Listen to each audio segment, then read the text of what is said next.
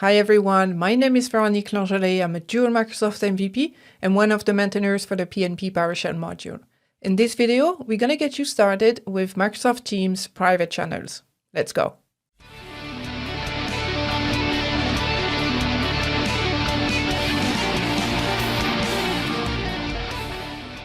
To create a private channel, head over to Microsoft Teams and choose a team where you want to create this private channel. For this demo, we're going to take the design team and we're going to click on the ellipsis. We're going to go to Manage Team. And currently, if I expand the members, you can see that I have 3 owners and 2 members. And this is important because when you create a private channel, you will only be able to add owners and members that are already part of the team. So let's create that private channel. Click again on the ellipsis and add channel. Let's give it a name. We can give it a description if we want. And then under privacy, let's expand the menu and choose private. Then click on create. And then we can start to add members. And remember, we had Adele and Alex that were part of the team. So let's try to add John, for instance.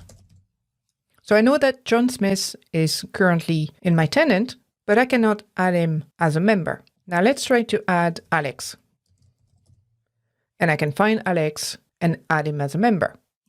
Click on add, and then done. If we expand the design team, we can see that we have 3 standard channels and 1 private channel. And we can quickly see what they are because the private channels have this little padlock next to the name. One thing to be aware when you create a private channel is that it's also creating a separate SharePoint site in the background. And that is for security reasons, because we have different members that we would have in the other channels. Now, let's look at Alex.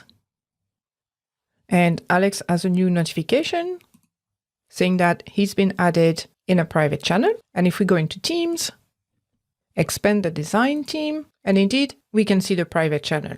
And if we log in as Adele, remember that Adele is not part of this private channel, and therefore she cannot see the private channel.